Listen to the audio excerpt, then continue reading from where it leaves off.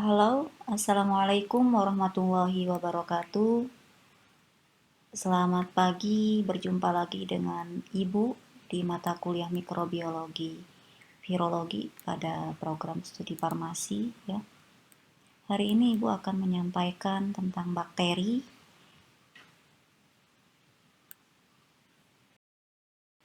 Capaian pembelajaran pada mata kuliah ini adalah mahasiswa mampu menjelaskan secara logis, kritis dan sistematis tentang bakteri.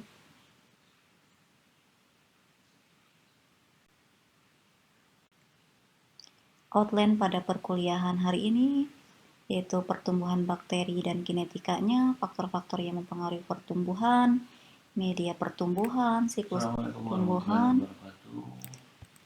dan pengukuran pertumbuhan bakteri.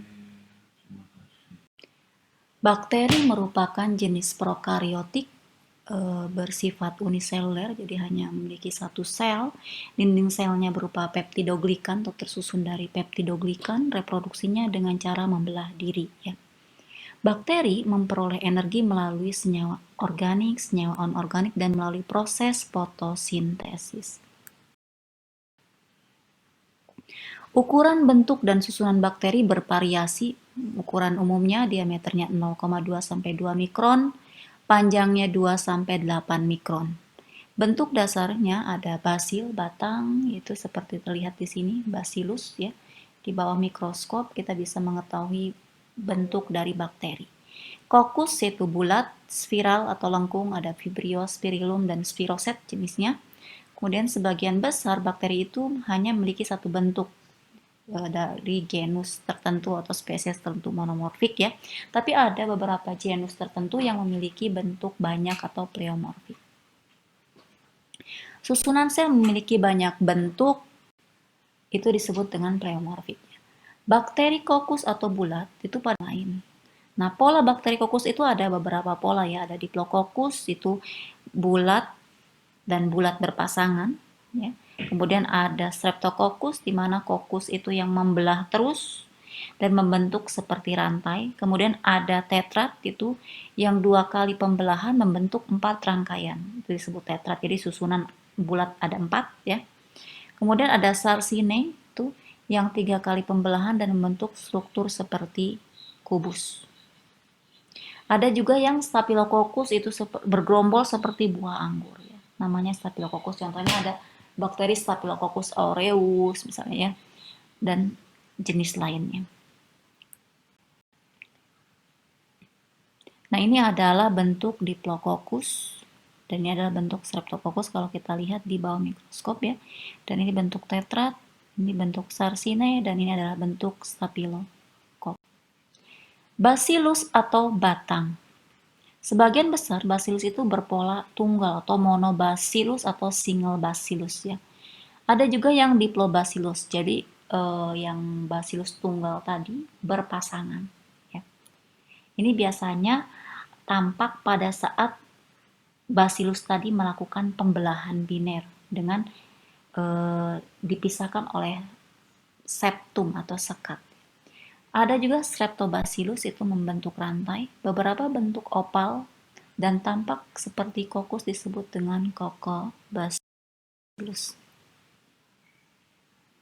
Ini ada single bacillus ya. Dimana kalau kita lihat di bawah mikroskop, jadi terlihat bahwa bakteri itu berbentuk batang tunggal yaitu atau monobacil. Dan ada Diplobacillus ya, dan dia ada 2 batang itu, 2 basil saling berlekatan gitu. Kalau misalnya Streptobacillus itu beberapa bentuk bacillusnya seperti rantai. Dan ada Coccobacillus yaitu ini seperti oval ya, bulat oval, tapi ini bukan kokus ya. Ini masuk kategori bacillus juga, bentuk batang. Oke, selanjutnya bacillus memiliki 2 makna dalam mikrobiologi, yaitu sebagai bentuk bakteri dan juga sebagai genus ya. Jadi sebagai genus itu contohnya Bacillus cereus, Bacillus anthracis, Bacillus subtilis. Satunya adalah Bacillus anthracis, penyebab penyakit antraks. Nah, itu adalah Bacillus yang dalam bentuk, dalam makna genus. Tapi kalau Bacillus dalam makna bentuk yaitu batang. basil batangnya. Ada bakteri yang berbentuk spiral. Jadi bakteri spiral ini memiliki satu atau dua lengkung dan tidak pernah lurus bentuknya ini.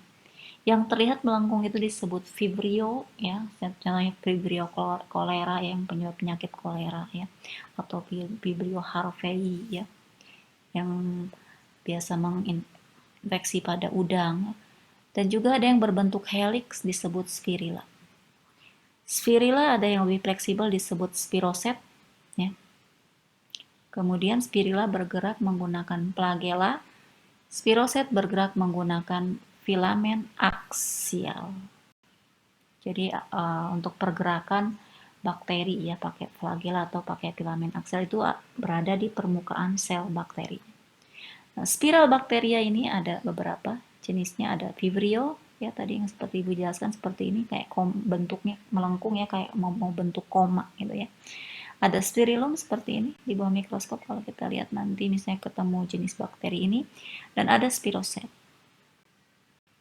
Bentuk tidak umum juga ada yang dimiliki oleh bakteri tertentu ya, seperti bentuk bintang dan bentuk persegi panjang. Jadi tidak semua bakteri itu yang ada yang batang aja, yang kokus aja, atau spiral ya, atau spiroset atau vibrio tadi kan gitu. Tapi ada juga beberapa bakteri yang memiliki bentuk seperti bintang dan persegi panjang. Bentuk bintang itu pada genus Stella, bentuk persegi panjang pipi itu pada genus Haloarcula dari Archaea. Ini contoh bentuknya. Selain itu juga bakteri itu pada umumnya sih bersifat monomorfik, artinya hanya memiliki satu bentuk dalam satu genus. Contohnya E. coli ya. E. coli itu hanya akan berbentuk batang, gitu kan. Dia tidak memiliki bentuk lain seperti kokus atau spiral.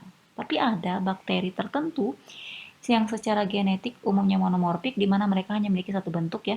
Ada beberapa bakteri tertentu itu pada kondisi lingkungan tertentu dapat merubah bentuknya. Misalnya dari batang menjadi kokus atau menjadi spiral misalnya untuk menipu predator misalnya kayak gitu. Atau misalnya untuk pertahanan diri pada kondisi lingkungan ekstrim supaya dia bisa bertahan hidup lebih lama. Nah, itu. Contoh di sini misalnya Rhizobium dan Corynebacterium secara genetik memiliki lebih dari satu bentuk sehingga disebut dengan pleomorphic. Gitu. Ini adalah contoh bentuk E. coli ya yang monomorfik dan ini adalah contoh Corynebacteria yang dia memiliki banyak bentuk ketika pada kondisi lingkungan tertentu ya, pleomorfik. Nah, ini ada soal yang bisa Anda kerjakan nanti untuk Ibu review ya apakah Anda sudah mengerti yang sudah Ibu sampaikan. Jelaskan bentuk dasar dari bakteri, jelaskan pola atau susun dari salah satu bentuk dasar bakteri, dan berikan contoh bakteri dengan bentuk yang tidak umum dan bakteri yang pleomorfik yang memiliki banyak bentuk. Nah, itu jawabannya nanti silahkan dikumpulkan di LMS, nanti akan Ibu koreksi ya.